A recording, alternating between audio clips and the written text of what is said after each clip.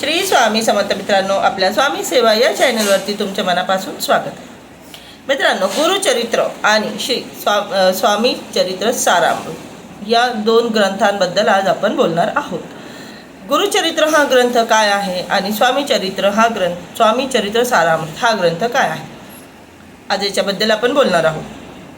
जो गुरुचरित्र हा जो ग्रंथ आहे मित्रांनो, आपल्याला सगळ्यांना माहिती आहेच की गुरुचरित्र या ग्रंथाला 5वा वेद असे मानले जाते. आणि त्यामध्ये गुरुचरित्र या ग्रंथामध्ये जे आपले दत्तगुरू आहेत, गुरुदेव दत्त, त्यांच्याबद्दल, त्यांच्या पृथ्वीवरती मानव रूपामध्ये जो प्रथम त्यांनी जो अवतार घेतलेला आहे श्रीपाद श्रीवल्लभ, दुसरा अवतार श्री नरसिंह सरस्वती आणि तिसरा अवतार म्हणजे आपले श्री स्वामी समर्थ. तर जो गुरुचरित्र या ग्रंथामध्ये स्वामी दत्तगुरूंचा पहिला अवतार स्वयं दत्तगुरू, दुसरा अवतार दत्तगुरूचा मानव रूपातील पहिला अवतार म्हणजे श्रीपाद श्रीवल्लभ आणि श्री नरसिंह सरस्वती यांच्या ज्या कथा आहेत त्या गुरुचरित्र या ग्रंथामध्ये आहेत.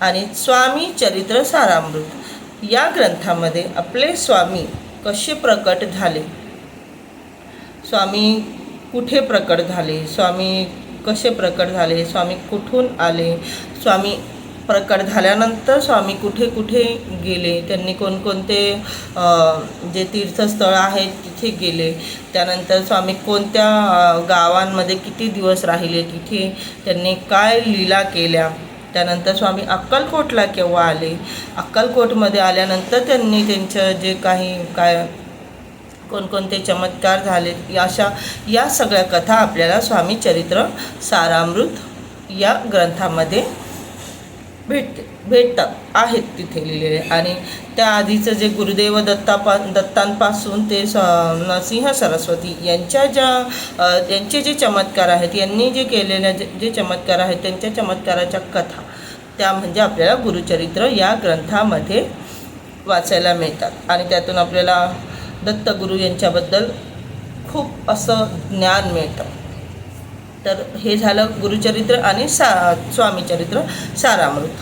परंतु हे दोन्ही जर का आपण पाहिलं तर हे दोन्ही जे ग्रंथ आहेत ते साक्षात गुरुदेव दत्त आणि स्वामी समर्थ हे दोन्ही एकच आहेत. म्हणजे हे जे दोन्ही ग्रंथ आहेत ते एकाच देवांचे आहेत. आता तर बघा, गुरुचरित्र या ग्रंथामध्ये 14वा आणि 18वा हा जो अध्याय आहे मित्रांनो, जे वाचतात त्यांना माहिती असेल, पण ज्यांना नाही माहिती त्यांच्यासाठी गुरुचरित्र जो आपला मोठा दत्तगुरूंच्या आपल्याला अध्याय वाचायला मिळतात, त्या गुरुचरित्र या ग्रंथामध्ये जो 14वा अध्याय आहे, 14वा आणि 18वा, हे जे 2 अध्याय आहेत तसे प्रत्येक अध्याय तितकेच महत्त्वाचे आहेत, पण त्यामधून 14वा अध्याय आणि 18वा अध्याय हे अतिशय महत्त्वाचे आहेत. आणि या अध्यायांचं आपण विशेष सेवा करू शकतो. कशी? गुरुचरित्र ग्रंथामध्ये जो 14वा अध्याय आहे मित्रांनो, तो 14वा अध्याय आहे शत्रुनाशक अध्याय आहे. तो म्हणजे जसं आपल्याला कोणाची भीती आहे, आपण एखाद्या गोष्टीला आपण घाबरतोय किंवा आपले शत्रू आपल्याला त्रास देत असतील, तर तो दत्तगुरूंचा जो गुरुचरित्र या ग्रंथामध्ये जो 14वा अध्याय आहे त्याचे आपण नित्य पठन केल्याने आपले शत्रू शांत होतात.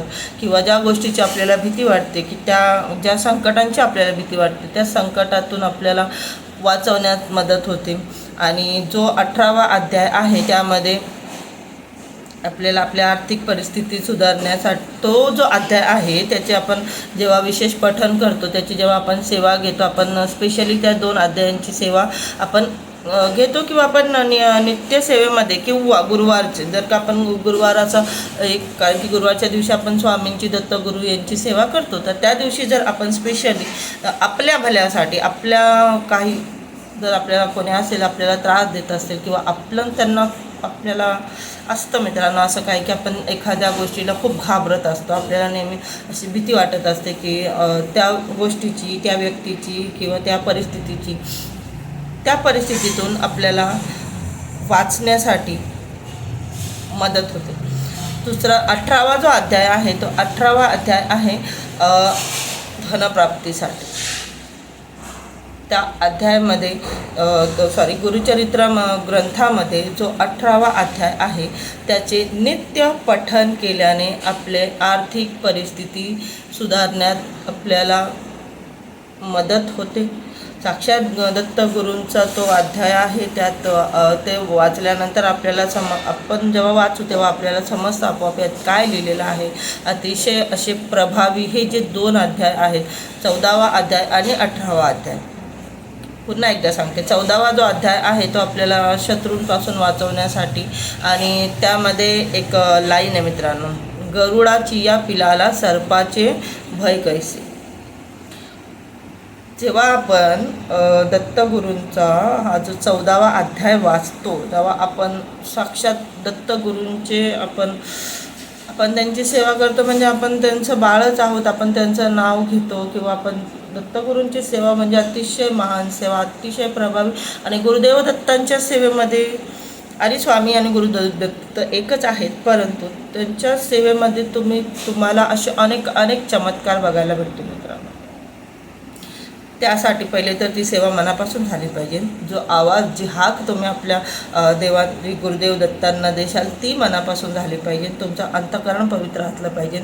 आणि यामध्ये आपण ती सेवा जी आहे ती कोणाचं वाईट व्हावं यासाठी ती व्हायला नको आहे सेवा.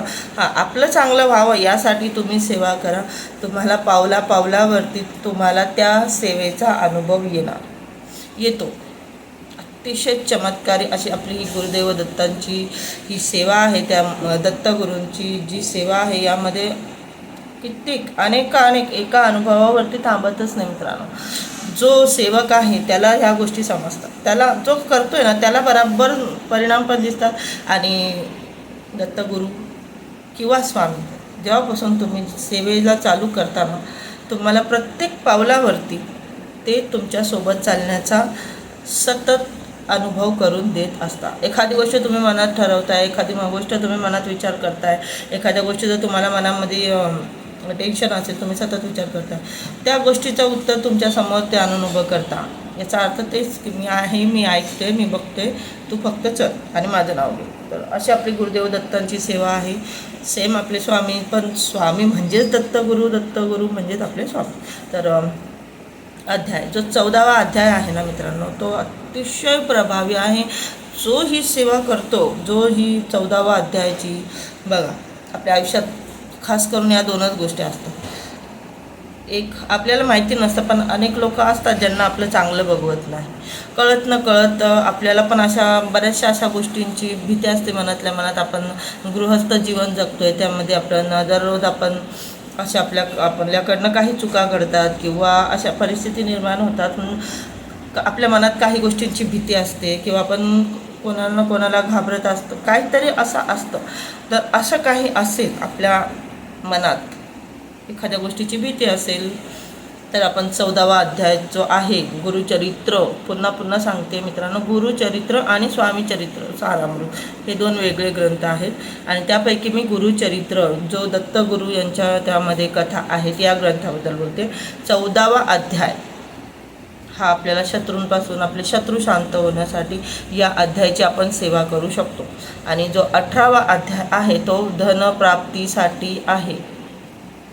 त्यामध्ये 18व्या अध्यायामध्ये कशा प्रकारे श्री नरसिंह स्वामी हे एका गरीब ब्राह्मणाचं दारिद्र्य दूर करता हे त्यामध्ये सांगितलेलं आहे. आणि अतिशय प्रभावी असा हा अध्याय आहे मित्रांनो.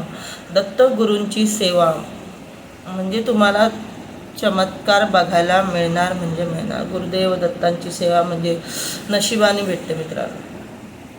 तर अशा या आज 14वा अध्याय आणि 18वा अध्याय ज्याचे आपल्याला जर का आपल्यापैकी कोणाला जर ही सेवा करायची असेल तर मित्रांनो ह्या सेवेचा तुम्ही अनुभव घेऊन बघा. खूप अनुभवी अशा या काहीच विशेष नाही आहे त्यासाठी ज्यांच्याकडे ग्रंथ असेल त्यांना तर हे माहितीच असेल, पण ज्यांच्याकडे ग्रंथ नसेल तर ते आपल्याला ग्रंथ आपण ऑनलाईनसुद्धा मागवू शकतो. आपल्याला आपल्या पुस्तकांच्या दुकानामध्ये सुद्धा गुरुचरित्र हा ग्रंथ मिळेल. पण जर का खरंच कोणाला गरज असेल ना, तर मित्रांनो तुम्ही एकदा ही सेवा करून बघा. अतिशय प्रभावी अशी ही दत्तगुरू यांची सेवा आहे. आणखी 15 एप्रिल या दिवशी आपल्या स्वामींची पुण्यतिथी येत आहे. पण त्यावरती आपण एक स्पेशल मी व्हिडिओ बनवणार आहे. पण आताचं फक्त मी इतकं सांगते की 15 एप्रिलला आपल्याला स्वामींची विशेष सेवा करायची आहे. कशी ती पुढच्या व्हिडिओमध्ये मी नक्की सांगेन. आजच्यासाठी फक्त इतकं. श्री स्वामी समर्थ मित्रांनो.